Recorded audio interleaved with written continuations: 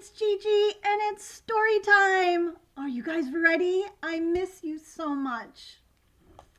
All right, let's get started. Today we are going to read Oona and the Shark. And it was written by, oh, I need my glasses. I can't see today. It was written by Kelly DiPucchio. And pictures by Raisa Figueroa. And that's Dixie in the background. She's chiming in. All right, Oona and the Shark. Like most mermaids, Oona was good at making friends. Otto was her friend. The pelicans were her friends. Even the hermit crabs, who weren't exactly friendly, were her friends.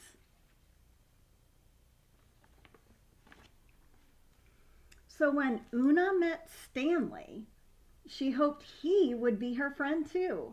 She insisted on sharing some of her favorite treasures with the shark, but Stanley was particular. He didn't care for the hat or the horn, and definitely not the squeaky, squeaky unicorn.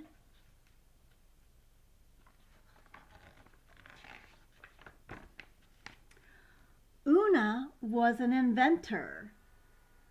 And like most inventors, she was eager to show off her latest creations to her friends. The beach ball juggler, the sandcastle maker, the seahorse carousel. That looks kind of fun. But Stanley was too busy with his seashell collection to pay her any mind.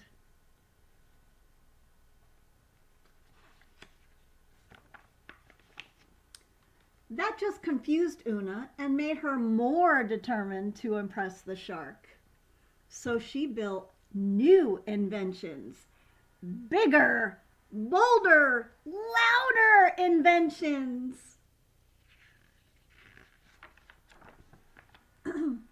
Oona built inventions that hopped, inventions that chopped, and inventions that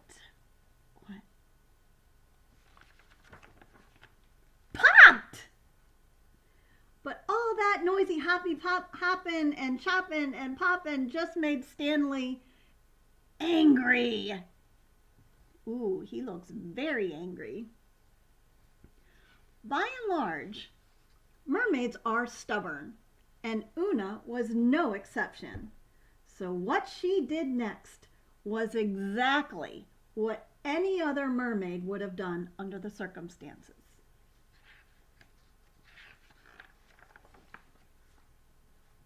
She threw a party! Who doesn't love a party?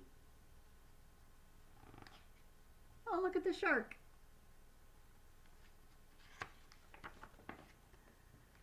Stanley, that's who doesn't love a party. Understandably, Oona's feelings were hurt, but Oona knew, as mermaids do, that she was magical. And Stanley, if Stanley didn't want to be her friend, she would still be magical. Oona dove off her rock and swam to the bottom of the ocean floor. It was peaceful and quiet down there with the jellyfish and the sea turtles.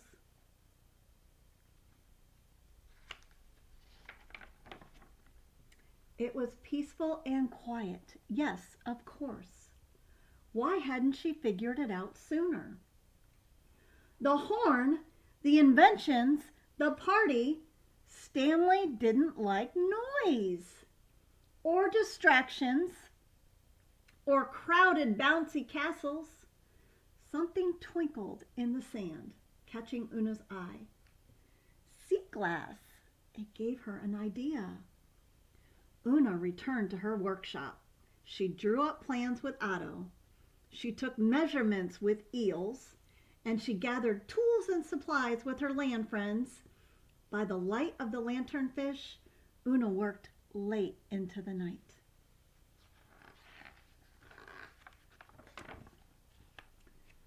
The hydropower super sea glass sorter was whisper quiet, and it was magnificent. Oona set up her brand new invention near Stanley's Cove, and without saying a word, she began feeding the machine. Each piece of sea glass she sent down the conveyor belt tumbled through a series of long tubes and curvy chutes before dropping into the correct jar. Blue, blue, white, white, green, green.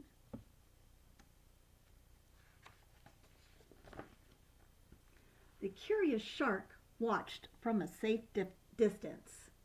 Blue, white, green. Stanley swam a little closer to get a better look. Blue, blue, white, green. Soon, the shark, who had been so hard to reach, was by Oona's side.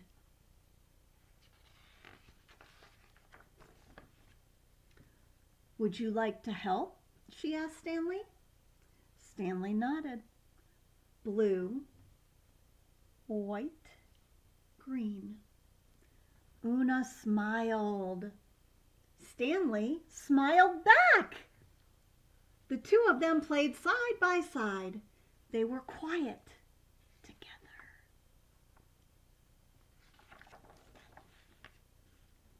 And together, they had fun. It's always more fun when you have someone to play with. Well, Gigi's signing off for now. I love you, I miss you, and hopefully I will be coming to see you very soon. I love you. Toodaloo, kangaroos.